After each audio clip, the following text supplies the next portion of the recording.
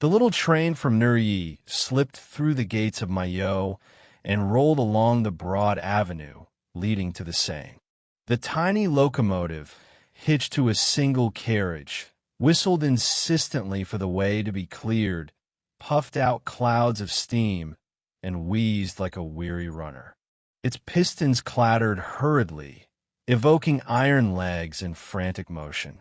A heavy summer evening heat hung over the road.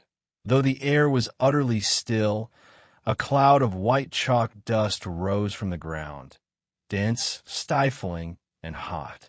It clung to damp skin, stung the eyes, and invaded the lungs.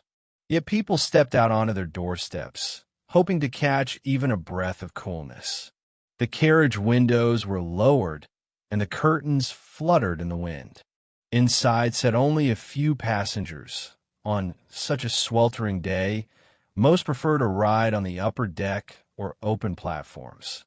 Among them were stout women in absurd outfits, suburban petty bourgeois ladies whose lack of grace was offset by a comical primness. Weary office clerks, stooped, with sallow faces and shoulders twisted from years of hunched labor. Their anxious, dreary expression spoke of domestic worries, perpetual financial strain, and shattered hopes. All part of the army of worn-out, poor scraping by on the outskirts of Paris, among heaps of refuse, in tiny, pitiful houses with a palisade instead of a garden. By the carriage door, two men conversed.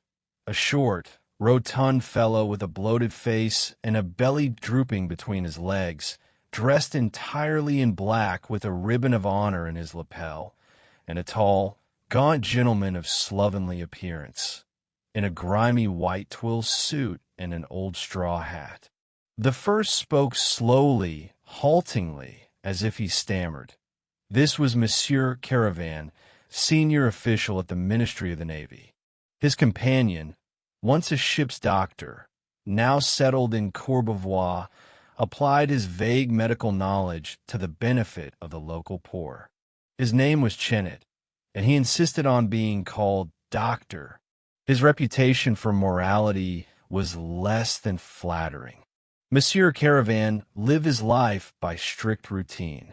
For 30 years, he had walked the same road to work each morning, encountering the same people at the same hour, and each evening returned the same way, watching the faces of these passers-by age before his eyes.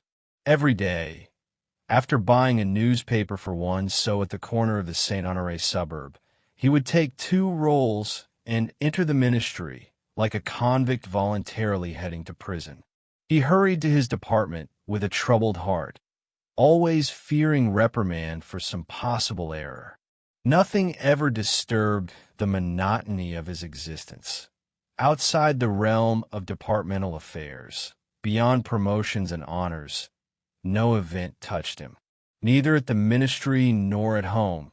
He had married a colleague's daughter, receiving not a penny of dowry. Did he speak of anything but official matters? His mind, withered by daily monotony, knew no other thoughts, hopes, or dreams than those concerning his office. The only shadow over his bureaucratic bliss was the seizure of chief and deputy chief positions by naval commissioners, masters of silver affairs, as they were called for the silver braid on their uniforms. Every evening, over dinner with his wife, who shared his indignation, he would argue the injustice of appointing to Parisian posts men whose duty was to roam the seas. He grew old without noticing life had passed him by. His career was a direct continuation of school, without the slightest transition. The overseers he had feared in youth were replaced by superiors who inspired dread. The mere threshold of their offices made him tremble. This perpetual fear gave him awkward manners, a submissive demeanor, and a nervous stammer. He knew Paris no better than a blind man, led each day by his dog to the same gate. And if he did glean something from his little newspaper, some incident or scandal, he dismissed it as nonsense, invented purely to amuse petty clerks. A staunch supporter of order, a reactionary, though unaffiliated with any party, he was a fierce opponent of innovations. He never read about politics, especially since his paper distorted events to serve someone's interests, and for a fee at that. And when, in the evening, he climbed the Champs-Élysées, he looked at the elegant crowd of strollers, at the stream of carriages rolling past, with the timid gaze of a traveler making his way through a foreign, unfamiliar land. This year marked 30 years of his compulsory service, and on the 1st of January he received the Cross of the Legion of Honor, a decoration which, in such semi-military institutions, rewards long and miserable servitude, colloquially known as spotless service, of dreary drudges chained to green folders.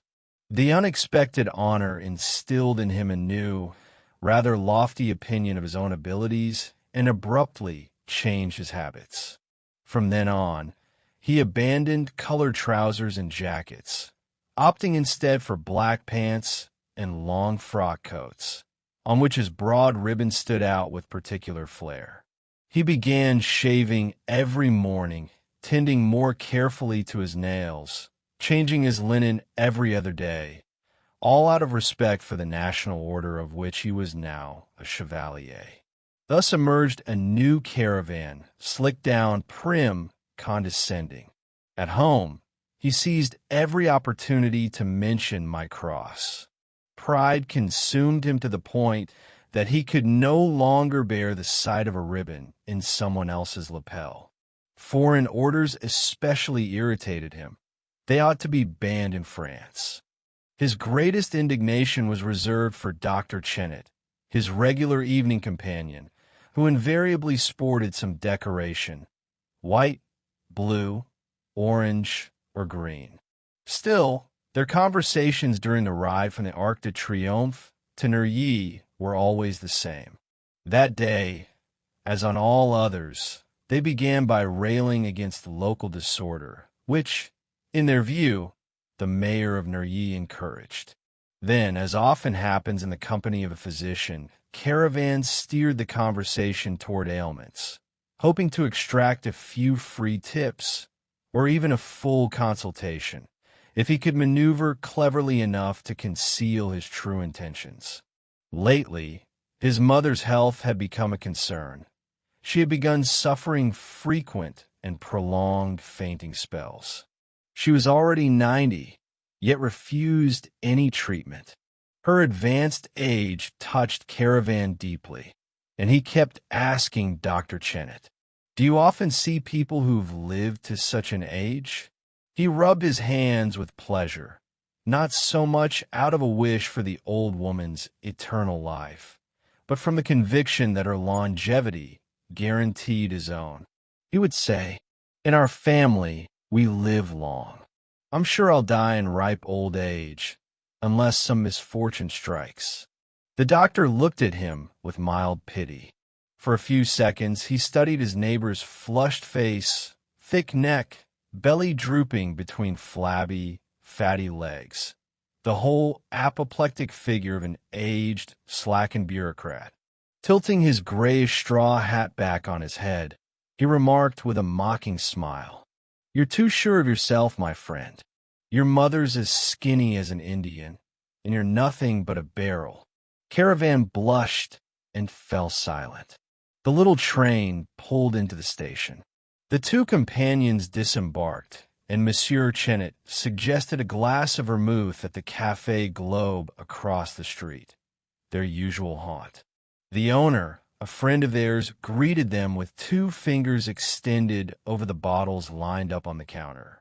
Then they approached 3 domino players who had been stationed there since noon, exchanged a few friendly phrases, and the inevitable "What's new?" The players returned to their game, and when, after a while, the 2 men wished them well, they extended their hands without lifting their eyes from the board. Caravane and Chenet headed home for dinner. Caravane lived near the Courbevoie Square, in a modest three-story house where the ground floor was occupied by a barber.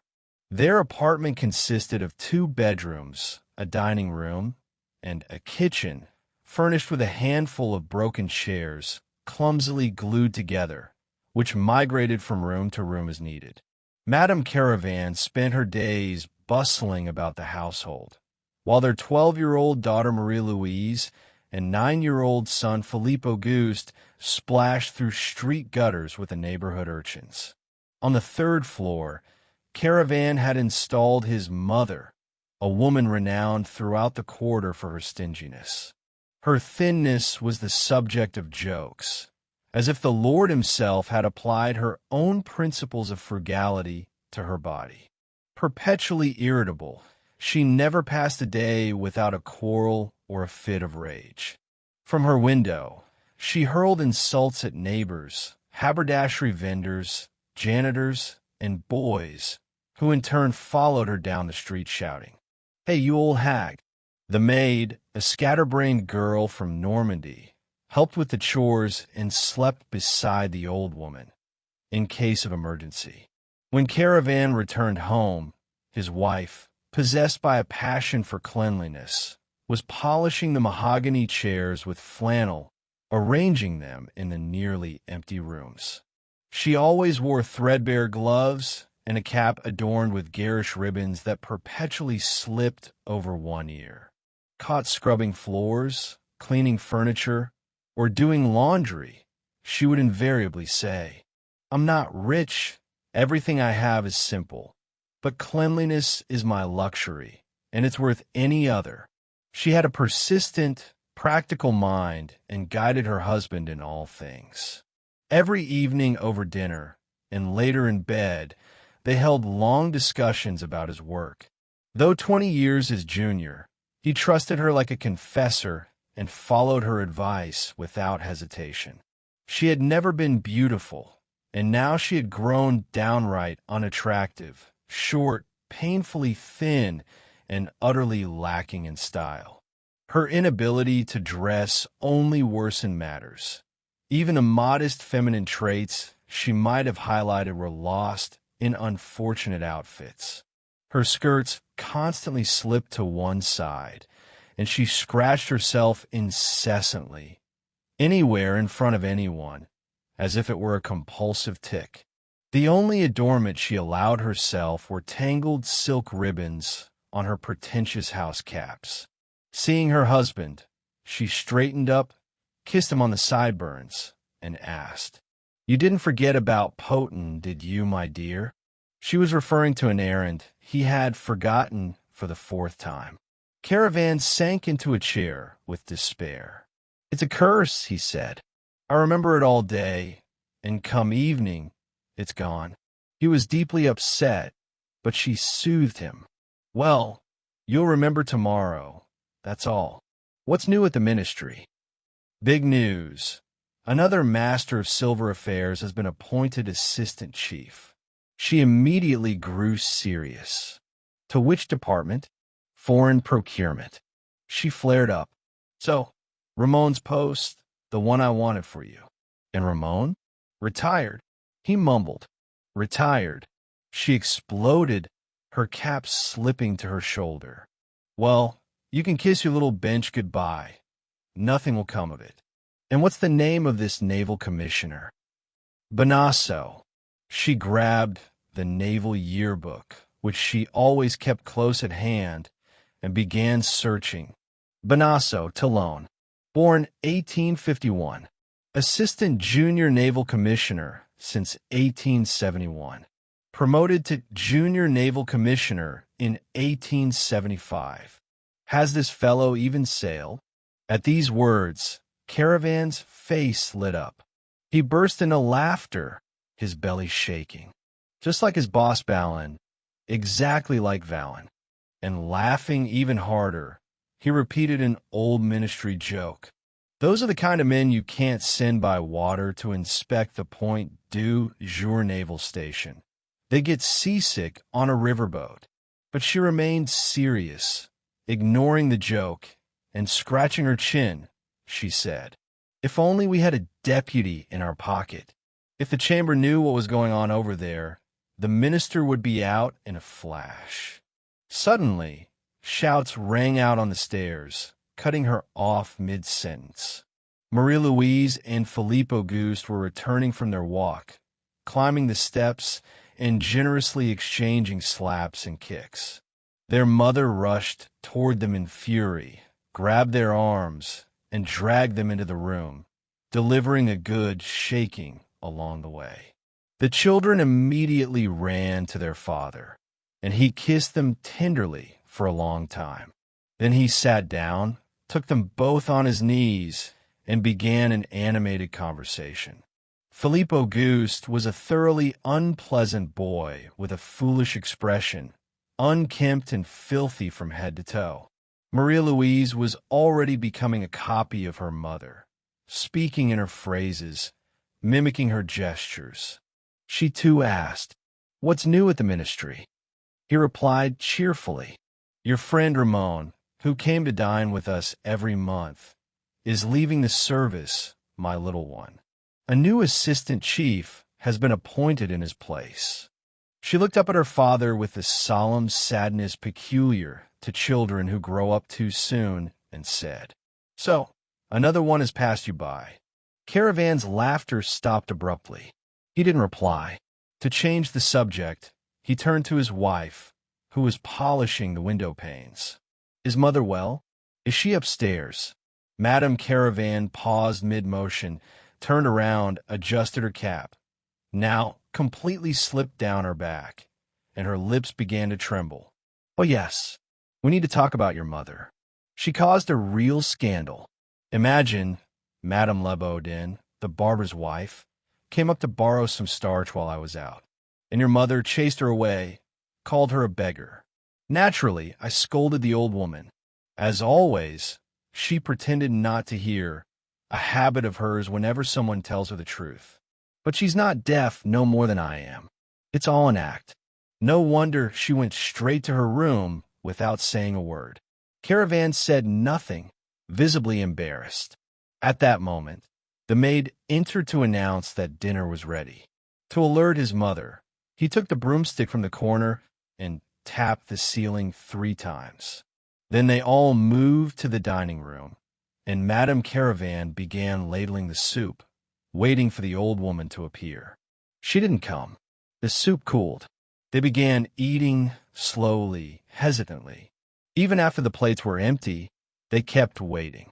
Furious, Madame Caravane turned on her husband. "She's doing this on purpose, you'll see, and you always defend her." Caught between 2 fires, Caravane, deeply flustered, sent Marie-Louise to fetch her grandmother, while he sat with eyes lowered as his wife tapped her knife irritably against the stem of her glass. The door burst open and the girl ran in, breathless, pale, shouting, "Grandma's lying on the floor." Caravane leapt up, tossed his napkin onto the table, and rushed upstairs. His heavy footsteps echoed through the house. His wife, suspecting another of her mother-in-law's antics, followed slowly, with a contemptuous shrug. The old woman lay face down in the middle of the room, stretched out full length. When her son turned her over, she appeared motionless, dry, with yellowed, wrinkled skin darkened by time, her eyes closed, teeth clenched, body stiff. Caravane dropped to his knees and groaned. "Poor mama, poor mama." But Madame Caravane, after a brief glance, said with cold certainty, "It's just a fainting spell. She's doing it to ruin our dinner, you can be sure." They carried the body to the bed and undressed her completely. Caravane, his wife, and the maid began rubbing her down. But despite their efforts, the old woman did not regain consciousness. Rosalie was sent to fetch Dr. Chenet. He lived far away, on the quay, closer to Chourison's. They had to wait a long time. At last he arrived, examined her, felt her pulse, listened, and declared, "It's over." Caravane collapsed onto his mother's body, shaking with sobs. He kissed her lifeless face with desperation, and his tears fell so heavily that large drops splashed onto the cheeks of the deceased like water. Madame Caravane, too, displayed appropriate grief. Standing behind her husband, she sighed faintly and diligently rubbed her eyes. Caravane, his face swollen, his thin hair disheveled, distorted by genuine sorrow, suddenly stood up. "But are you sure, doctor? Absolutely sure?" Chenet stepped forward and, handling the body with professional ease, like a merchant displaying his goods, said, "Look, my friend, look at the eye." He lifted the eyelid. Beneath his finger, the eye appeared almost unchanged, but the pupil was dilated. Caravane felt a chill pierce him to the core. The doctor took the hand clenched by rigor mortis, tried to straighten the fingers, and added with irritation, as if someone had dared to question him, "Look at this hand. Calm yourself. I never make mistakes." Caravane collapsed onto the bed once more and howled in grief. Meanwhile, his wife, still sobbing, had already begun the tasks deemed necessary in such moments. She pulled over the nightstand, laid a napkin upon it, arranged 4 candles, lit them, retrieved a sprig of boxwood from behind the mirror above the fireplace, and dipped it into a bowl of clean water. She had no holy water. After a brief pause, she sprinkled in a pinch of salt, as if performing a rite of consecration. When all the death rites were complete, she stood motionless. The doctor, who had been assisting her, murmured gently, "We must take Caravane away." She nodded in agreement and approached her husband, who was still kneeling and weeping. She took one of his hands, and Monsieur Chenet took the other. They seated him in a chair. His wife kissed his forehead and began to comfort him. The doctor supported her, urging strength, courage, and submission to fate, all the virtues that vanish when grief strikes without warning. Then they took him by the arms again and led him away. He cried like a grown child, sobbing convulsively, weakened. His arms hung limp, his knees buckled, and he descended the stairs without awareness, his feet moving mechanically. They sat him in a chair at the table, before a bowl of half-eaten soup, the spoon still resting inside. He sat motionless, staring at his glass, so crushed by sorrow that he could not even think. Madame Caravane, in the corner, conferred with the doctor, asking about the necessary formalities, clarifying practical details. At last, Monsieur Chenet, as if waiting for something, picked up his hat and began to take his leave, remarking that he had not yet had dinner. "What? You haven't eaten?" she exclaimed. "Please stay, doctor. We'll serve you whatever we have. We ourselves, you understand, are in no state to eat." He politely declined, but she insisted. "Really do stay. In moments like these, it's so important to have friends nearby. Perhaps you could persuade my husband to eat a little. He needs his strength." The doctor bowed and placed his hat on a chair. "In that case, madam, I accept your invitation." She gave a few instructions to the bewildered Rosalie and sat down at the table herself, just for appearance's sake, to keep the doctor company, as she put it. The cold soup was served again. Monsieur Chenet asked for a second helping. Then came a dish of lion-style tripe, fragrant with onions. Madame Caravane dared to try a bite. "Delicious," said the doctor. She smiled. "Isn't it?" She turned to her husband. "Eat a little. Poor Alfred, so your stomach isn't completely empty. Think, you have a whole night ahead." He obediently held out his plate, as he would have lain down in bed if told to. He ate without resistance, without thought. The doctor served himself and returned to the dish 3 times, while Madame Caravane, occasionally spearing a large piece with her fork, swallowed it with an air of distracted reflection. When a bowl of macaroni appeared on the table, Monsieur Chenet muttered, "Good heavens!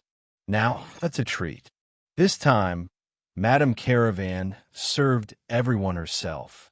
She filled the little dishes where her son and daughter, playing, poked at the food with their spoons. Left unsupervised, the children drank undiluted wine and were already kicking each other under the table. The doctor recalled Rossini's love for this Italian dish and exclaimed, "Just listen, it even rhymes. One could begin a poem." Maestro Rossini loved macaroni, but no one listened. Madame Caravane was lost in thought, weighing the consequences of what had happened, while her husband rolled balls of bread, lined them up on the tablecloth, and stared at them blankly. A burning thirst tormented him, and he kept raising the glass of wine to his lips. His thoughts, already scattered, became hopelessly tangled, and his consciousness grew heavy and clouded under the weight of digestion. The doctor drank wine like a sponge and was visibly growing drunk. Under the influence of the inevitable reaction that follows emotional shock, even Madame Caravane, though she drank only water, felt a strange agitation, her thoughts muddled, her mind wrapped in fog. Monsieur Chenet, slightly tipsy and in high spirits, began recounting tales of death that he found amusing. In this Parisian suburb, populated largely by provincial folk, one often encountered a peasant-like indifference to the deceased, even when it was a father or mother. Here, a kind of unconscious cruelty and lack of reverence prevailed, traits common in rural life, but rare in the capital. He told them, "Last week I was called to Puteaux Street. I arrived. The patient was already dead. The whole family sat around the bed, not batting an eye, sipping a bottle of anisette bought the day before at the dying man's request. But Madame Caravane, absorbed in thoughts of inheritance, wasn't listening, and Caravane himself, dulled and vacant, no longer registered anything at all. Coffee was served strong to revive the spirit. Each cup, generously laced with cognac, only flushed their cheeks further and muddled their thoughts in a fog of confusion. The doctor, having seized the bottle, poured himself a final road drink. In complete silence, slightly dazed by the pleasant warmth of digestion, overtaken by the involuntary animal bliss of alcohol, they slowly sipped their cognac mixed with sugar, which left a thick yellow syrup at the bottom of their cups. The children had fallen asleep. Rosalie had put them to bed. Caravane, succumbing instinctively to the need to forget that seizes a man in grief, poured himself more cognac several times. His glazed eyes began to shine. At last, the doctor rose, preparing to leave, and took his friend by the arm. "Let's take a walk," he said. "A breath of fresh air will do you good. When a man is grieving, sitting still is the worst thing." Caravane obeyed without protest, put on his hat, took his cane, and stepped outside. Arm in arm, they descended toward the Seine beneath a starry sky. Fragrant currents of air drifted through the warm night. All the surrounding gardens were in bloom, their scents dormant by day, awakening with evening and mingling with the gentle breeze. The wide avenue lay empty and silent, 2 rows of gas lamps stretching all the way to the Arc de Triomphe. In the distance, the hum of Paris reached them, wrapped in a reddish haze, a kind of continuous thunder, occasionally punctuated by the whistles of trains racing toward the capital or away to the ocean. The fresh air, striking their faces, stunned them at first. The doctor staggered slightly, and Caravane's dizziness, which had begun at dinner, intensified. He walked as if in a dream, dazed, paralyzed, caught in a moral numbness that dulled his suffering. The sharp edge of grief had vanished. On the contrary, the warm vapors of the night brought a strange relief. Reaching the bridge, They turned right, and the freshness of the river met their faces. It flowed quietly and mournfully behind a wall of tall poplars. Stars reflected in the water seemed to drift with the current. A thin, whitish mist hovered above the opposite bank, filling the lungs with moisture. Caravane stopped. The scent of the river stirred distant memories. Suddenly, he saw his mother as he remembered her from childhood.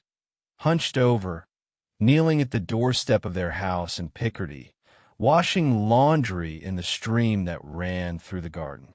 He heard the thump of her wooden beater in the village silence and her voice. "Alfred, bring the soap." He felt the same scent of water, the same mist rising from the damp earth, the same marshy vapors whose taste had never left his lips. All of it returned to him on the very evening his mother died. He stopped, seized by a fresh wave of despair. It was like a flash of light illuminating the full depth of his grief. A fleeting breath plunged him into the abyss of sorrow. He felt his heart tear at the thought of eternal separation. Life had split in two, and all his youth vanished, swallowed by this death. The past was over. No one would speak to him again of old events, of people he had known, of familiar places, of himself, of the small details of his former life. A part of his self had disappeared, and now it was his turn to die. Shadows of the past passed before him. He saw Mama again, young, in her faded dresses, worn so long they had become part of her. 1,000 forgotten details surfaced. Expressions, gestures, tones of voice, habits, quirks, bursts of anger, wrinkles, the movement of her thin fingers. All that had been hers and would be no more. Clutching the doctor's hand, he groaned. His weakened legs trembled, his heavy frame shook with sobs, and he murmured, "Mama, poor Mama, poor Mama." But his companion, still not fully sober and longing to end the evening in one of his secret haunts, had grown weary of these outbursts of grief. He sat Caravane down on the grass and, citing the need to visit a patient, left. Caravane wept for a long time, and then, when the tears had dried and all his sorrow seemed to have poured out, he felt a sense of relief, of rest, of sudden calm. The moon had risen, bathing the horizon in quiet, peaceful light. The tall poplars shimmered silver in its glow, and the mist spread across the plain like a shifting veil of snow. The river, no longer carrying stars, seemed coated in mother of pearl and continued its flow, rippling with gleaming waves. The air was soft, the breeze fragrant. The earth slept, steeped in sweetness, and Caravane drank in the night's serenity, breathing deeply, feeling his whole body infused with freshness, silence, and a kind of unearthly grace. Yet he inwardly resisted the calm that had overtaken him, repeating silently, "Mama, poor Mama."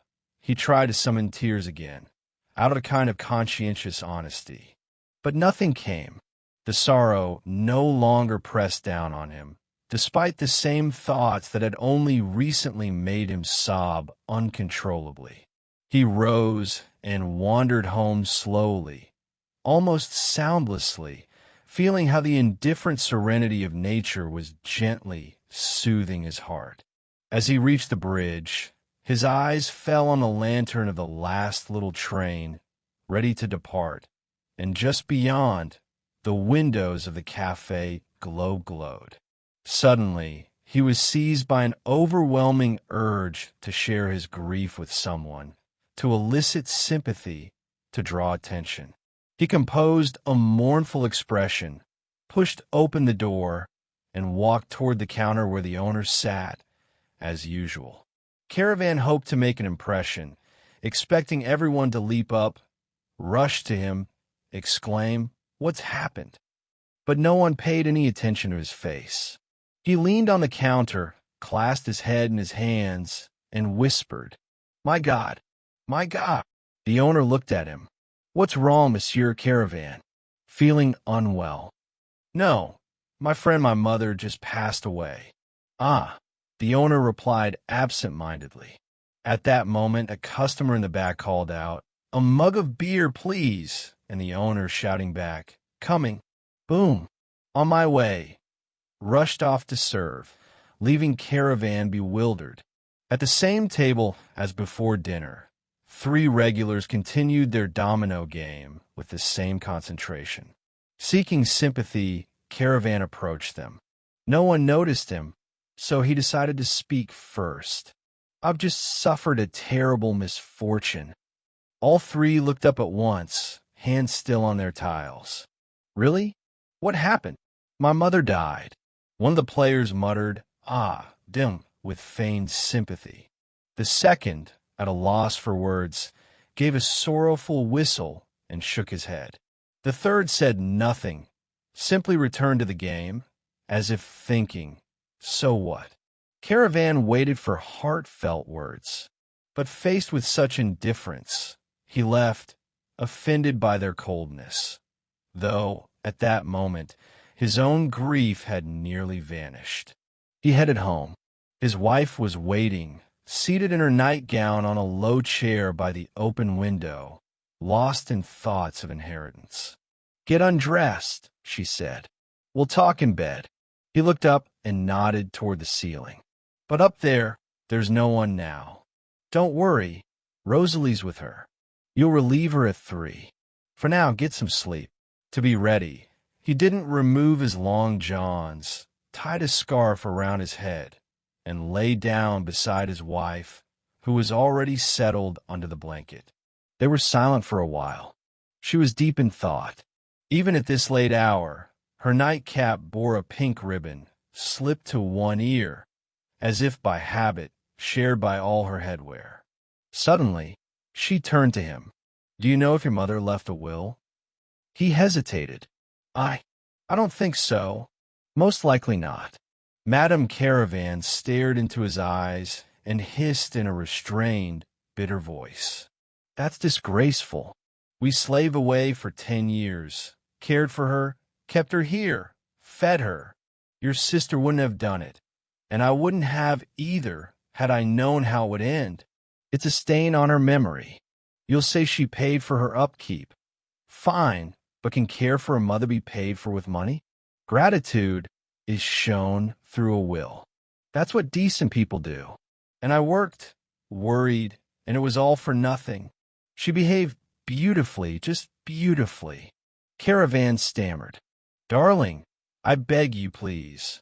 At last, she calmed down and spoke in her usual tone. "We'll need to notify your sister in the morning."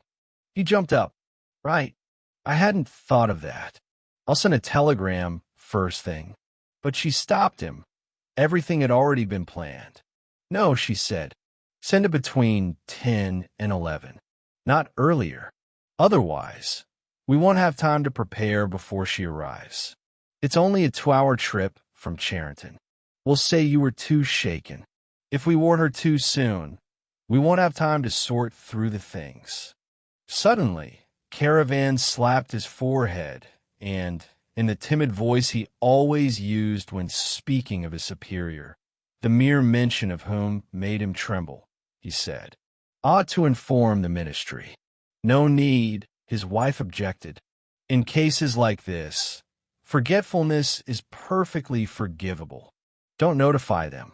Trust me, your boss won't dare reproach you, even if it causes him inconvenience." "Oh yes," he replied. "He'll be annoyed when he notices I'm absent. But you're right. Your idea is brilliant. When I tell him I've lost my mother, he won't be able to say a word." Imagining his superior's expression, Caravane rubbed his hands with enthusiasm, while upstairs the old woman's body lay motionless. Madame Caravane looked troubled, tormented by a thought she found hard to express. At last she spoke. "Tell me, didn't your mother give you that clock with the girl playing bilboquet?" He searched his memory. "Yes, yes," she said. "It was a long time ago, just after she moved in." She said, "The clock will be yours if you take proper care of me." Madame Caravane's face lit up. "In that case, we must take it.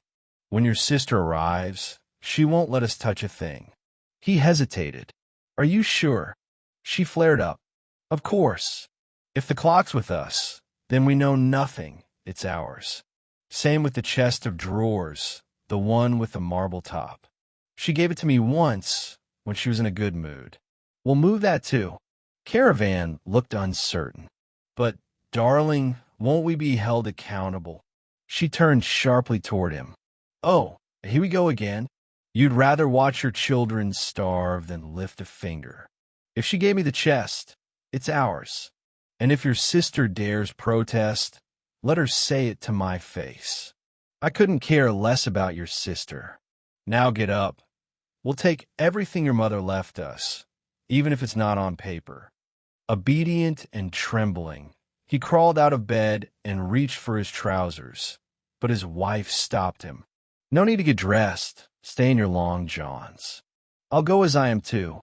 And so, both in their night clothes, they crept silently up the stairs, carefully opened the door, and entered the room where 4 candles burned around a plate with a sprig of boxwood, sole witnesses to the solemn stillness of the deceased. The maid sprawled in an armchair, legs stretched out, arms folded, head tilted back, slept with her mouth open, snoring softly. Caravane took the clock. It was one of those absurd objects mass-produced during the Second Empire. A gilded bronze maiden in a wreath of multicolored flowers held a bilboquet, its ball serving as the pendulum. "Give it here," said his wife, "and you take the marble slab from the chest." He obeyed and, panting, heaved the slab onto his shoulder. The couple returned to their room.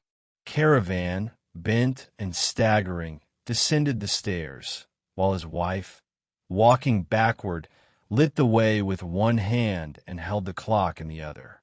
When they reached the bedroom, she sighed with relief. The main part's done. Now for the rest. The drawers of the chest were stuffed with the old woman's belongings.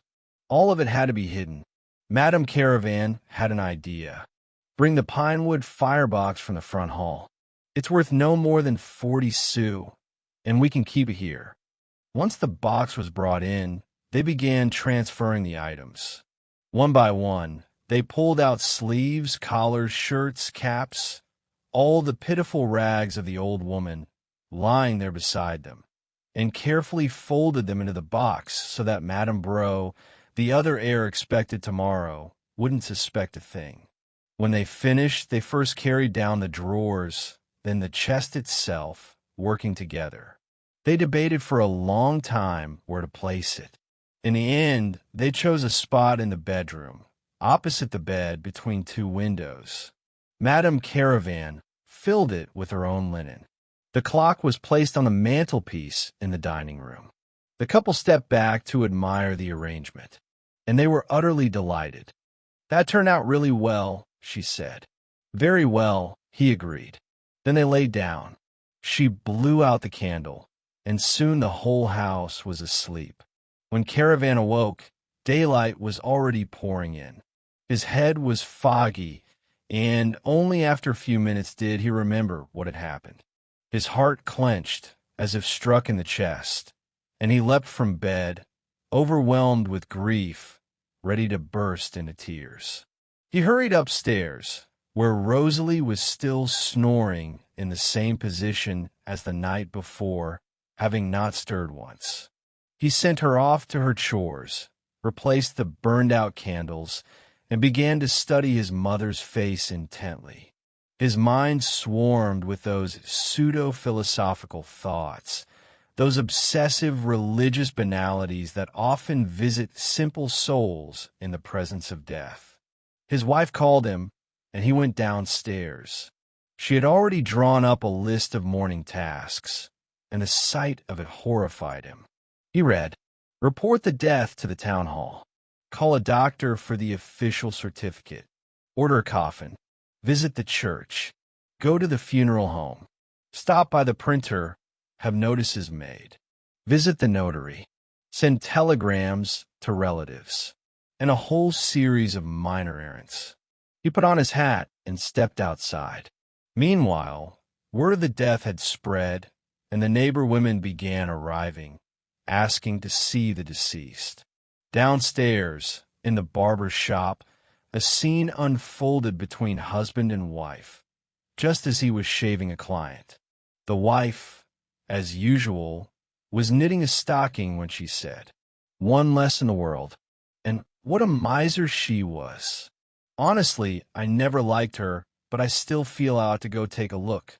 Lathering the customer's chin, the husband grumbled, "Of course, only women think like that.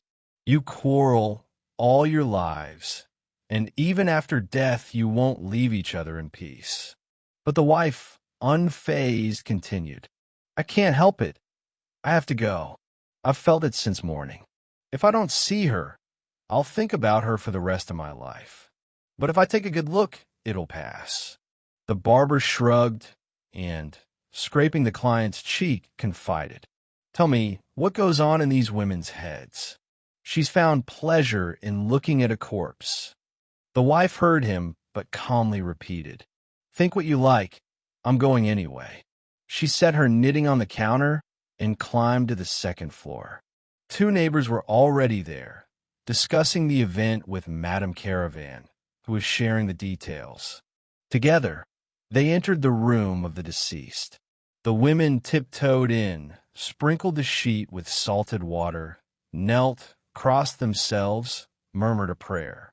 Then they rose and stared long at the dead woman's face, eyes wide, mouths agape, while the daughter-in-law, her face hidden behind a handkerchief, performed desperate sobs.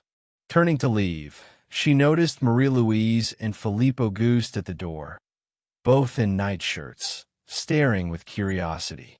Forgetting her theatrical grief, she lunged at them, raising her hand. "Out of here, you little devils!" 10 minutes later, she returned, this time with another group of neighbors. Again she sprinkled the boxwood branch, again prayed, whimpered, performed the rites. And again she saw the children standing behind. For form's sake, she scolded them once more, but soon stopped paying attention. With each new visit, the children followed the adults, knelt in the corner, and mimicked everything their mother did. By afternoon, the stream of curious visitors had dried up. No one else came. Madame Caravane returned to her room and began preparing for the funeral. The deceased was left alone. The window was open. The room filled with unbearable heat and dust. The flames of the 4 candles trembled beside the motionless body, while tiny flies crawled over the sheet. The closed eyes, the outstretched hands of the old woman, swarming, darting, anticipating their hour. Meanwhile, Marie-Louise and Philippe Auguste were once again wandering the streets. Soon they were surrounded by their companions, mostly girls, who always seemed quicker than boys to seek out life's mysteries. They asked questions like grown-ups. "Your grandma died?" "Yes, last night." "What are dead people like?" Marie-Louise explained eagerly about the candles, the boxwood sprig, the face of the deceased. The children's curiosity grew, and they begged to go upstairs to see. Marie-Louise immediately organized the first group of pilgrims. 5 girls and 2 boys, the boldest and biggest. She ordered them to remove their shoes so no one would hear, and the whole group, like a pack of mice, crept into the house and climbed the stairs. Entering the room, the little girl, imitating her mother, reenacted the entire ritual. Solemnly leading her companions inside, she knelt, crossed herself, moved her lips in silent prayer, then rose and sprinkled the bed.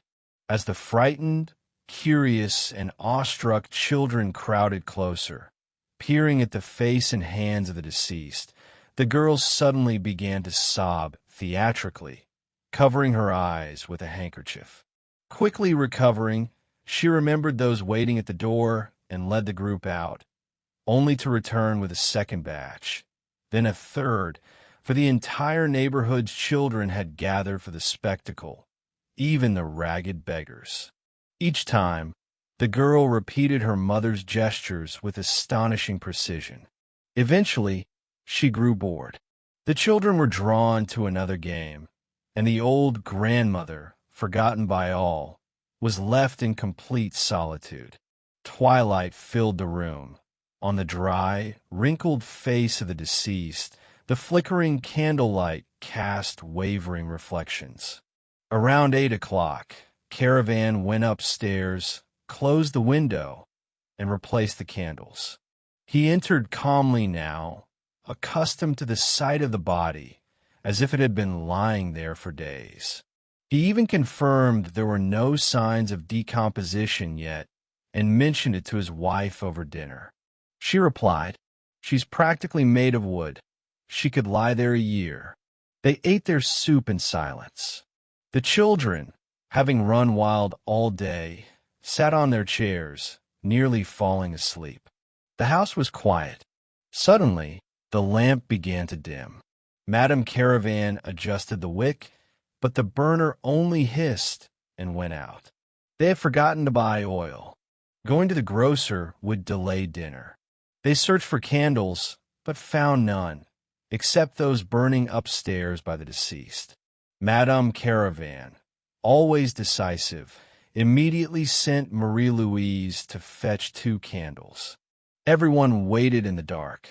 First came the sound of the girl's footsteps climbing the stairs. Then silence.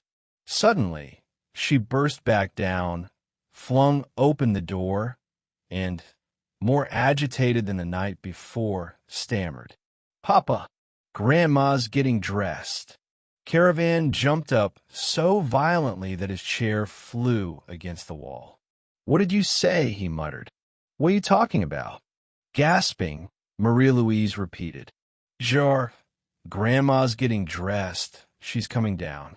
Like a madman, he rushed to the stairs, his bewildered wife following close behind.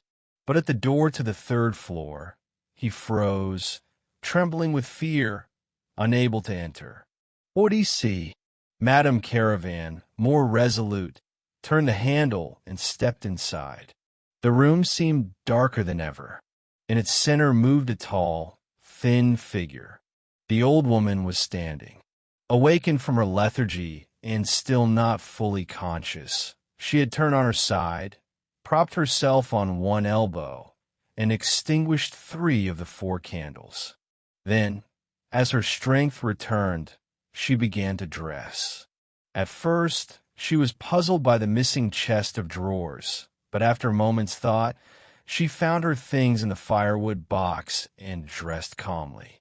She poured out the water from a bowl, tucked the boxwood sprig back behind the mirror, rearranged the chairs, and was about to descend when her son and daughter-in-law appeared. Caravane rushed to her, seized her hands, covering them with kisses, tears in his eyes. His wife exclaimed with feigned emotion, "What joy! Oh, what joy!" The old woman, entirely unmoved, as if unaware of what had happened, stood motionless like a statue, looked at them coldly, and asked, "Will dinner be served soon?" Completely flustered, he stammered, "Of course, Mama. We were just waiting for you." He took her arm with an unfamiliar tenderness, and Madame Caravane, holding a candle, lit the way, backing down the stairs, exactly as she had the night before, when she descended ahead of her husband carrying the marble slab. On the 2nd floor, she nearly collided with people coming up the stairs. It was the family from Charenton, Madame Bro and her husband, tall and stout, with a massive belly that forced her to lean backward. Madame Bro stared in horror and nearly fled. But her husband, a socialist cobbler, small and hairy to the eyes like a monkey, said calmly, "Well, well, she's risen." Seeing them, Madame Caravane began waving her arms frantically, then added loudly, "How extraordinary! You're here? What a delightful surprise!" Stunned, Madame Bro couldn't make sense of it and murmured, confused, "We came because of your telegram. We thought it was all." Her husband pinched her from behind to silence her. Smirking into his thick beard, he added, "Very kind of you to invite us. We came straight away."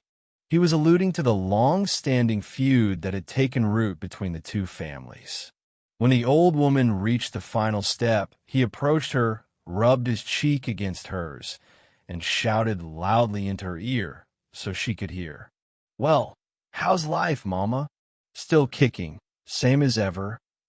Madame Bro, still shaken, she had expected to find her mother dead, not alive and sprightly, didn't dare even kiss her. Her enormous belly blocked the entire landing, preventing anyone from passing.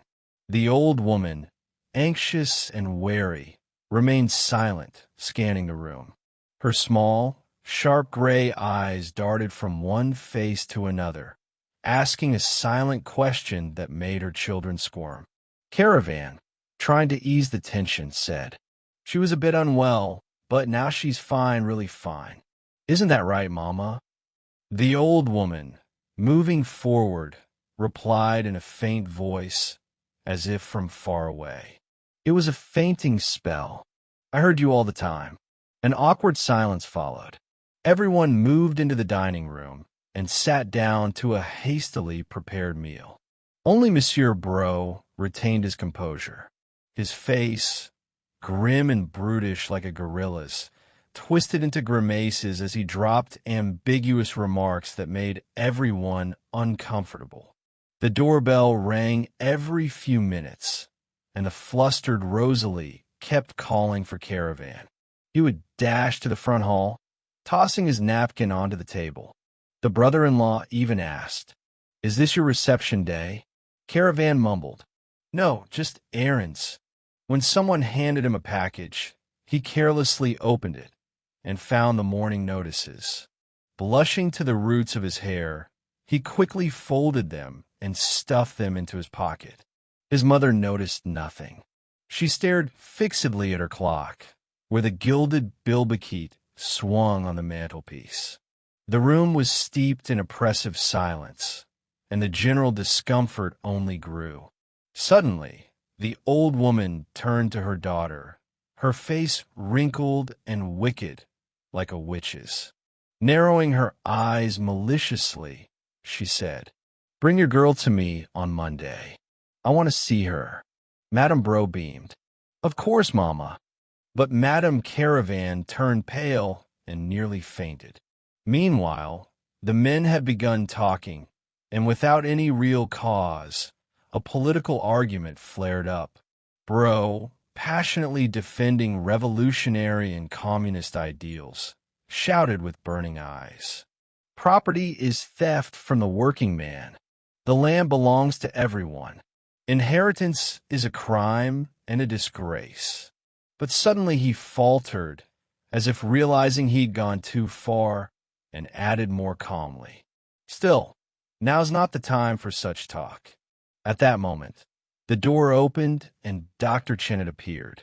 At first, he was taken aback, but quickly recovered and approached the old woman. "Well, Mama, we're doing better today. I had a feeling.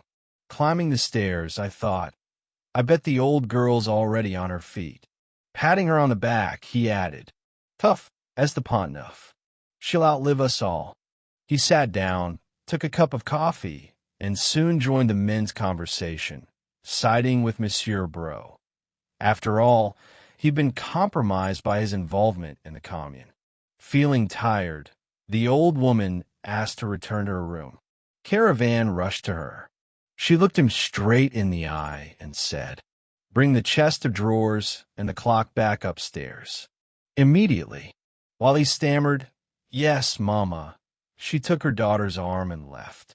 The caravans were left stunned, crushed by this sudden blow of fate. And Monsieur Bro, rubbing his hands, sipped his coffee with satisfaction. Suddenly, Madame Caravane, driven mad with rage, lunged at him, screaming, "You thief! Scoundrel! Villain! I spit in your face!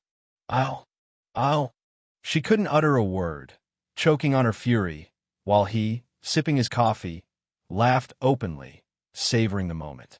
When his wife returned, Madame Caravane pounced on her sister-in-law, and the two women, one stout, belly thrust forward, the other thin, jittery, her face twisted with rage, began shrieking at each other in voices not their own, unleashing torrents of insults. Their arms flailed in the air like combatants in a brawl. Chenet and Bro tried to intervene. The cobbler, grabbing his wife by the shoulders, shoved her out the door, muttering, "Out you go, you loudmouth! Screeching like a fishwife!" Their voices echoed from the street for some time. They continued arguing as they walked away. Monsieur Chenet, realizing the situation was spiraling out of control, made a hasty exit. The caravan couple were left alone. Then the husband, limp and drenched in cold sweat, collapsed into a chair and whispered hoarsely, "What am I going to tell my superior now?" Ladies and gentlemen, subscribe to the channel. Share your impressions and thoughts in the comments. I'll be glad to hear from you.